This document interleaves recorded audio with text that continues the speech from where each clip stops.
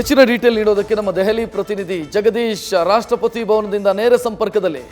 ಜಗದೀಶ್, ಗಮನಿಸ್ತಾ ಇದ್ದೀವಿ ಒಬ್ಬೊಬ್ಬರಾಗಿ ಆಗಮಿಸ್ತಾ ಇದ್ದಾರೆ. ಅಂದರೆ ಪ್ರಮಾಣ ವಚನ ಸ್ವೀಕರಿಸೋದಕ್ಕಿರುವಂಥ ಸಂಭವನೀಯ ಸಚಿವರು ಆಗಮಿಸ್ತಾ ಇರುವಂಥ ದೃಶ್ಯವನ್ನೆಲ್ಲ ನೋಡ್ತಾ ಇದ್ದೀವಿ. ಸೊ ಏನಾಗ್ತಾ ಇದೆ ಸದ್ಯ ರಾಷ್ಟ್ರಪತಿ ಭವನದಲ್ಲಿ? ಈ ಒಂದು ಕ್ಷಣಗಣನೆಗೆ ಬಹಳಷ್ಟು ಜನ, ಸಾವಿರಾರು ಜನ ಈ ಒಂದು ರಾಷ್ಟ್ರಪತಿ ಭವನಕ್ಕೆ ಬರ್ತಾ ಇದ್ದಾರೆ. ನಾನೀಗ ರಾಷ್ಟ್ರಪತಿ ಭವನದ ಒಳಗಡೆ ಇದ್ದೀನಿ. ರಾಷ್ಟ್ರಪತಿ ಭವನದ ಮುಂಭಾಗದಲ್ಲಿ ನಡೀತಿರ್ತಕ್ಕಂತಹ ಏನಂದ್ರೆ ದೃಶ್ಯಾವಳಿಗಳನ್ನು ನಿಮ್ಗೆ ತೋರಿಸುವಂತಹ ಪ್ರಯತ್ನವನ್ನ ಮಾಡ್ತೀನಿ. ಇಲ್ಲಿ ಏನಂದ್ರೆ ಕರ್ನಾಟಕದಲ್ಲೂ ಸಹಿತ ಬಹಳಷ್ಟು ಜನ ಶಾಸಕರಿದ್ದಾರೆ. ನಾನು ನಿಮ್ಗೆ ಅವ್ರನ್ನೂ ಸಹಿತ ಏನಂದ್ರೆ ವಿಜುವಲ್ಸ್ ಅಲ್ಲಿ ತೋರಿಸ್ತೀನಿ. ಇಲ್ಲಿ ನೋಡಿ, ಬಂಡೆಪ್ಪ ಖಾಶಂಪುರ್ ಅವರು, MLC ಭೋಜೇಗೌಡರವರು, ಮತ್ತೇನಂದ್ರೆ ಎಲ್ಲಾ JDS ನ ಶಾಸಕರುಗಳು ಸಹಿತ ಇಲ್ಲಿ ಕೂತ್ಕೊಂಡಿದ್ದಾರೆ.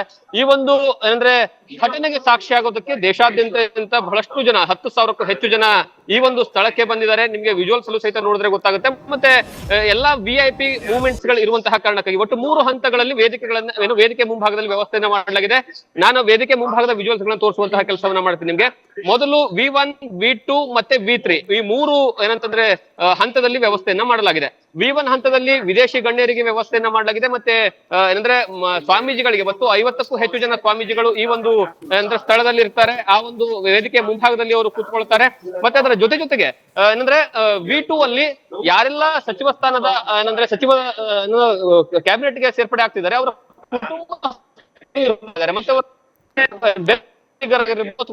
ಮತ್ತೆ ಕೊಟ್ಟಿದಾರಲ್ಲ ಅವರು ಈ ಸಂದರ್ಭದಲ್ಲಿ ಅದರ ಜೊತೆಗೆ ಮುಂದೆ ಇರುವಂತದ್ದು ಬೇರೆ ಎಲ್ಲರಿಗೂ ಸಹಿತ ಅಂದ್ರೆ ದೇಶದ ನಾನಾ ಕಡೆಯಿಂದಲೂ ಸಹಿತ ಬಹಳಷ್ಟು ಜನ ಶಾಸಕರು, ಸಂಸದರು ಬಹಳಷ್ಟು ಜನ ಬಂದಿದ್ದಾರೆ. ಅವರಿಗೆ V3 ಪಾಸ್ ಗಳನ್ನ ಕೊಟ್ಟಿದ್ದಾರೆ. ಅಂದ್ರೆ V3 ಪಾಸ್ ಅಂತಂದ್ರೆ ಏನು, ಅವರು ಈ ರೀತಿಯಾಗಿ ಅಂದ್ರೆ ಹಿಂಭಾಗದಲ್ಲಿ ಕೂತ್ಕೊಳ್ಳೋದಕ್ಕೆ ಅವರಿಗೆ ವ್ಯವಸ್ಥೆಯನ್ನ ಮಾಡಲಾಗಿದೆ.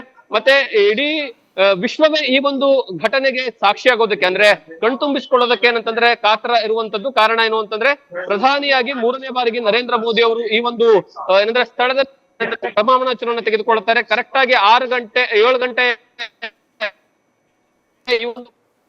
ಜಗದೀಶ್, ಸಂಪರ್ಕ ಸಾಧ್ಯ ಆಗ್ತಾ ಇಲ್ಲ. ಥ್ಯಾಂಕ್ ಯು ಮಾಹಿತಿಗೆ.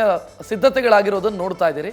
ಯಾವ ರೀತಿ ಸಿದ್ಧತೆಗಳಾಗಿದೆ ಅನ್ನೋದನ್ನು ನಮ್ಮ ಪ್ರತಿನಿಧಿ ವಿವರಿಸ್ತಾ ಇದ್ರು. V1, V2, V3 ಈ ರೀತಿ ವ್ಯವಸ್ಥೆಯನ್ನು ಮಾಡಲಾಗಿದೆ.